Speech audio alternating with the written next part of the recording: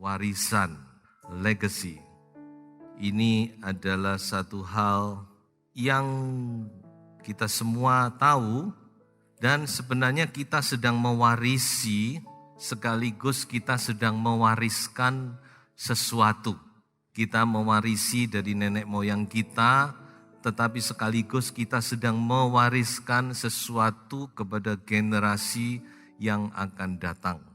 Mari saya ajak saudara-saudara membaca terlebih dahulu atau melihat dari Amsal 19 ayat yang ke-14 berbunyi demikian, rumah dan harta adalah warisan nenek moyang, tetapi istri yang berakal budi adalah karunia Tuhan. Amin, saudara-saudara. Kalau berbicara tentang warisan, selalu kita hubungkan dengan kekayaan, rumah dan harta. Selalu pemikiran kita langsung kepada kekayaan. Apakah itu berupa rumah, atau berupa harta, atau mungkin perusahaan dan sebagainya. Tetapi firman Tuhan akan menunjukkan kepada kita bahwa ternyata warisan itu tidak selalu berupa harta. Ternyata ada banyak warisan yang tidak kelihatan, tetapi nilainya tidak lebih kurang dari harta. Bahkan mungkin lebih nilainya daripada harta kekayaan.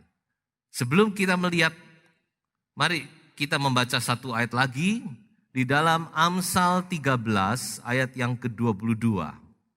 Orang baik meninggalkan warisan bagi anak cucunya, tetapi kekayaan orang berdosa disimpan bagi orang benar. Saudara perhatikan ayat ini, firman Tuhan tidak berkata orang kaya. Firman Tuhan tidak berkata orang kaya meninggalkan warisan bagi anak cucunya. Tetapi firman Tuhan berkata orang baik, dia meninggalkan sesuatu warisan kepada anak cucunya. Nah inilah yang kita mau lihat. Ada yang dinamakan warisan rohani. Spiritual legacy. Warisan rohani. Warisan rohani ini tidak kelihatan memang. Tetapi warisan rohani ini adalah sesuatu yang nyata. Dan itulah yang sedang kita wariskan kepada generasi yang akan datang. Termasuk juga orang-orang yang belum menikah. Nah, mari kita akan melihat beberapa warisan rohani. Warisan rohani yang pertama, firman Tuhan berkata adalah nama baik. Amsal berkata bahwa nama baik itu nilainya lebih tinggi daripada harta kekayaan, daripada emas dan perak. Nah, ini yang seringkali kita abaikan, saudara. Sehingga banyak orang yang tidak mempertahankan nama baiknya. Mereka lupa bahwa nama baik itu sangat tinggi nilainya. Berapa banyak anak-anak tidak mau disebutkan, tidak mau diungkit-ungkit asal-usulnya. Mereka tidak senang kalau menyebutkan mereka anaknya siapa. Kalau bisa ditutupi. Banyak loh saudara. Karena tidak ada yang bisa dibanggakan. Bahkan mungkin memalukan. Saudara perhatikan dengan nama baik. Saudara, pertahankan itu. Karena itu adalah kebanggaan bagi anak cucu saudara. Amsal berkata apa? Kebanggaan orang muda, kebanggaan generasi muda adalah nenek moyang mereka.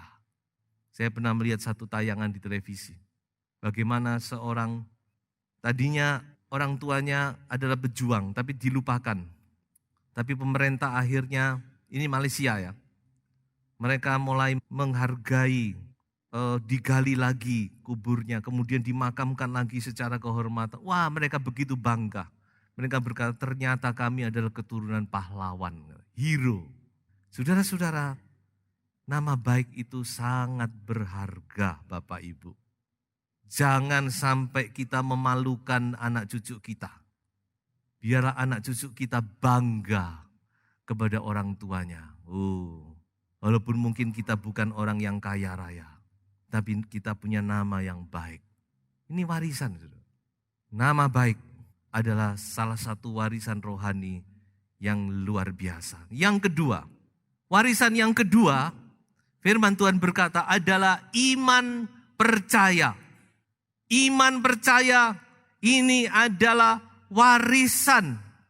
Bagaimana itu diwariskan? Yaitu kita membawa anak cucu kita mengikuti jejak langkah kita. Ya, saya mewarisi iman dari mama saya. Oleh kemurahan Tuhan, tadinya keluarga besar kami tidak percaya, nenek moyang. Ya katakanlah percaya ya cuman gitu-gitu saja. Tapi lewat penderitaan, lalu ibu saya sungguh-sungguh percaya kepada Tuhan dan itu diwariskan kepada anak-anaknya. Iman itu warisan.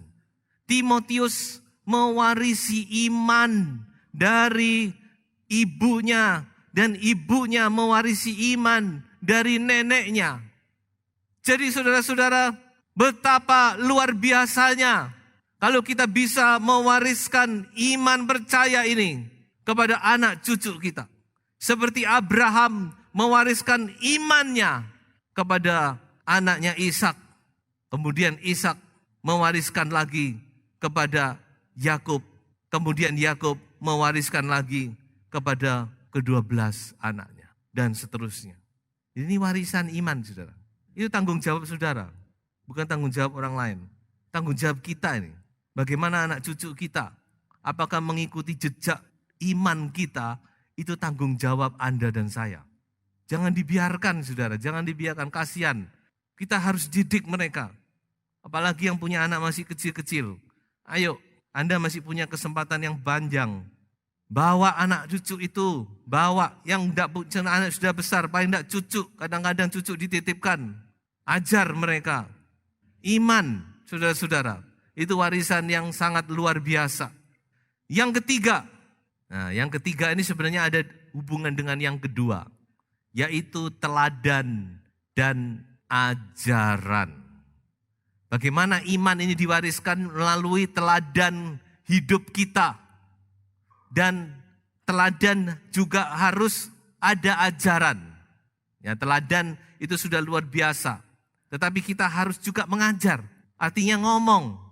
Tapi jangan dibalik, ajaran tanpa teladan gak masuk itu saudara-saudara. Saudara bilang sama anak saudara, kamu jangan rokok ya. Tapi saudara ngomong sambil ngisep rokok. Kamu setia sama Tuhan ya. Tapi yang ngomong sendiri tidak setia. Makanya saya gabungkan teladan dan ajaran.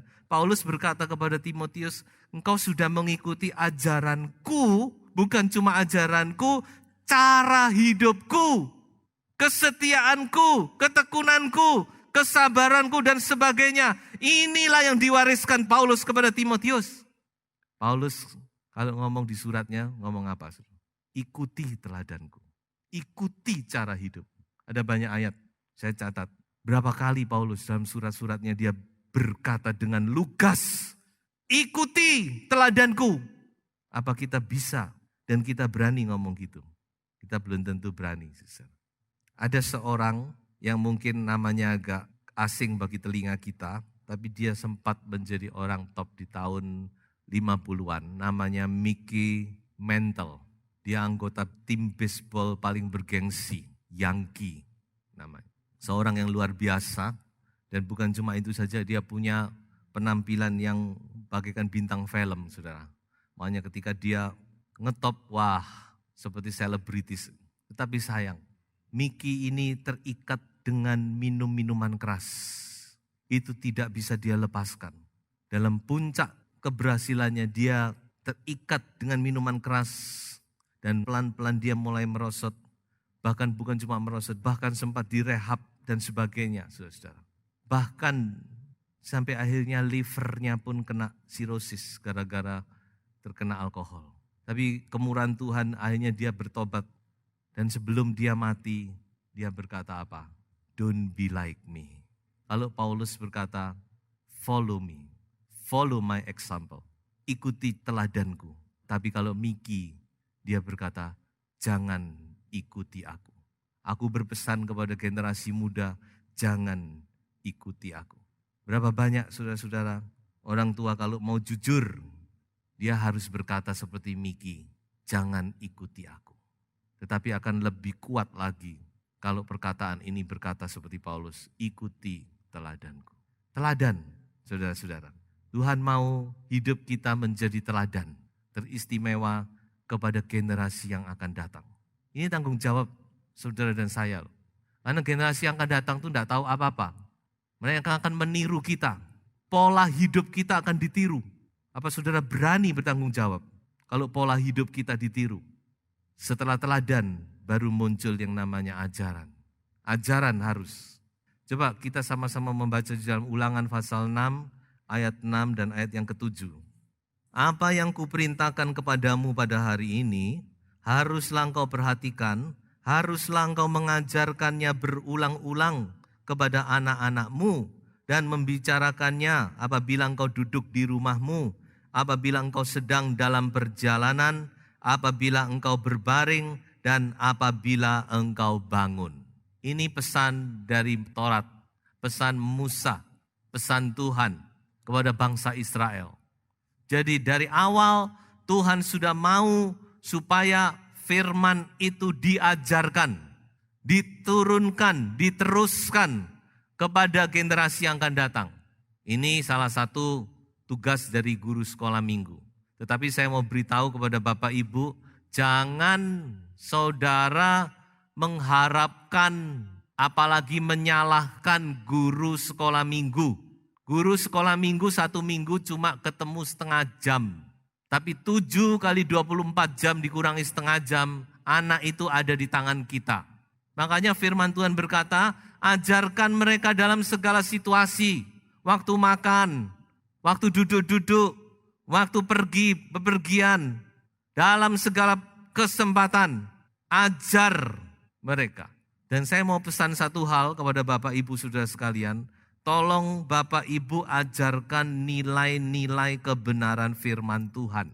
Jangan saudara ajarkan nilai-nilai kebenaran diri sendiri.